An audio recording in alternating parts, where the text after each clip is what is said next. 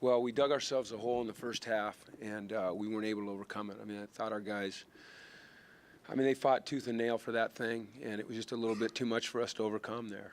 And, like I told the guys, losses are just bitterly disappointing, and we don't want them to ever become acceptable. And it's cliche after a loss when you talk about how proud you are of your team. But this is no cliche when I sit here and I tell you how proud I am of those guys. When you think of their year and what they've been through and what they've overcome, starting with the loss of a teammate and battling the way that they have, there's something growing around here that's going to be special. It's not there yet, but it's growing. And I'm proud of them. I'm honored to be their coach. I'm lucky to be the coach at UCLA, and I'm excited about the future of this program. We came up short tonight, but the fight that we exhibited, that's what we're gonna grow from. That's what we're gonna build from. And you can be skeptical, and that's coach speak and all that, but I believe that. That's what I believe, and that's what we're gonna emphasize. It's a bitterly disappointed locker room. We had high expectations. We're trying to get it, a shot at the title again, and we came up short. And there's getting around it. It's very disappointing, but we're going to recover. We're going to rebound. We're going to continue to grow from it, like we have from everything that we've been through this year, and we're going to get stronger from it. And this program's going to get stronger from it. And we're disappointed, but we got to get over it, and we got to get on to the next one, which is next Saturday, a big one here in Los Angeles. And so we'll get to it as fast as we can. So, and Jim, what went into the idea of putting Miles full-time as a running back this week? Well, we were going to play a lot of nickel in this game, which we ended up doing, and we felt like when you try to put determine his value playing nickel linebackers compared to having EK in there, Eric Kendricks and Jordan Zumwalt versus Miles and Jordan or EK and one of those guys on the bench. It just was, for us, it made sense to get our best players on the field as much as we could. We decided early in the week, we actually decided last Saturday that we were going to move Miles to running back for this game. We're hurt at running back. We did not play Malcolm. We played Paul, and Paul played well. He ran the ball fairly well. Jordan is still coming off of the ankle, so we just felt like we needed him, and he went and he did a good job. But it's not permanent. You're smiling. It's not permanent. We recruited Miles to be a linebacker. Miles' heart is at linebacker, wants to be a linebacker, but he'll do anything for the team. What kind of caught you guys off guard or in the first half, or what happened in the first half that put you guys in such a hole? I think, Chris, we struggled containing the quarterback. I looked at the statistics at halftime, and he had 14 carries for 90 yards. And he kept drives alive. He frustrated us. We couldn't find the ball. We got caught out of position on some things. And that was it to me. That's what was frustrating to me, is not being able to handle the quarterback defensively.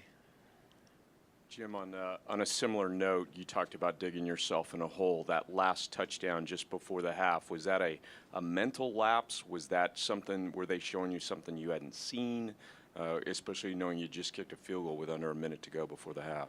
Could remind me of what happened? I'm sorry, I don't remember. They hit a 21-yard touchdown right in the corner right before half. You guys had kicked a field goal with 47 seconds left, and to make it I think 28-13. Oh, I remember the one where Tahan came over and almost got to it. Yeah. We were playing musical chairs in the secondary. It wasn't a bust. We were in two deep zone. They ran a fade. I think they got an outside release on the corner. It might have been Randall, because we put you saw we put Randall out at corner, and Tahan, I think he got spread a little thin. Playing cover two down that tight is not an easy thing to ask a guy to do. Tahan certainly hasn't been in that position a lot, and he just, he missed the play by that much. But there was a lot that went into getting him down there, and like I said, that I think there was a big quarterback scramble in that drive too. And you know, like that guy, just like last year, he gave us fits. He's a heck of a player. Coach, in the first half, ASU scored 28 points. Did the option of putting Miles Jack in defense again come into mind? Well, we talked about. I just told the defensive coaches at halftime to be prepared to, you know, maybe use him, but we weren't ready to just abandon the run game, you know. And he hadn't worked on defense all week, and so I think it would have been unfair to put him in. Miles not playing defense wasn't the problem today. You know, that wasn't the problem. Jim, last year's final drive went so well, especially with Brett. What was especially different about this year's final drive? You know, I just want to give them credit for, I mean, their defensive front is special. I mean, Will Sutton is a big-time player. You know, it's not often after a game I go seek someone out, but their quarterback and Will Sutton were two guys I want to shake their hand. You know, I have a lot of respect for those guys. When we lost Simon, and we had to move X back to tackle and put Scotty in there, we knew Scotty would fight him tooth and nail. We knew that he'd chew on his ankles all day.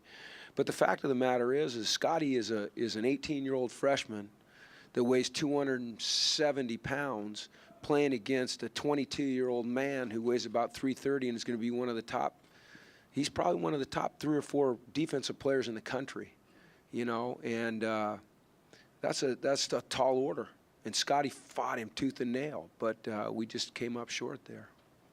Yeah, Hundley's over here, Jim. Hundley's difference, first half, second half, part of his maturation, something, you know, technically what? I think, Bill, it's you know, it's the development, it's the kind of a young quarterback. You know, they burst out and have some great games, and then things kind of catch up, and then they have another spurt, and they catch up. And along the way, what you're trying to do is find some consistency. And Brett was showing some consistency, and then we stumbled a little bit, and then he got it back. You know, my general impression early was that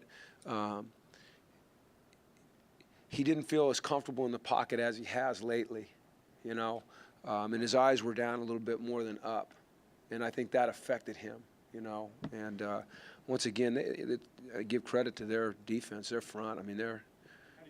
How did you see the interception? Well, that guy was rushing, and he just read it and made a heck of a play. He's a good player. You know, he rushed up the field. Maybe he was taking a chance. Maybe they saw something. You know, I'm sure that their coach could tell you that. I don't know. I just know it was a good play, and we just kind of gift wrapped it for him. But you know, these guys, man, they just fought back. I mean, we were in it. I mean, we had shots. We kick a field goal there. We're down 2. We kick off. We stop, and we got another shot. It's just, but those are the what ifs and the could have beens, and they don't matter. And we just got to get better from it, and we will. We will. Hey, Jim, you had 2 tough games on the road to top 5 teams, and you talked about that after the fact, how close you guys were. When you lose this one at home, what makes you believe that you are that close still? The way we fought back against a really good football team. I mean, Arizona State's a good football team. We're a good football team. Just what I like is I hate to lose, but I see toughness. I see grit. I see determination. I see perseverance around here, you know, and I think that's what you build a program on. I think that's what you want your culture to be about, and I think that's what this culture is becoming about. We're not there yet, but we're getting it. We're figuring it out. Okay, thanks, everyone.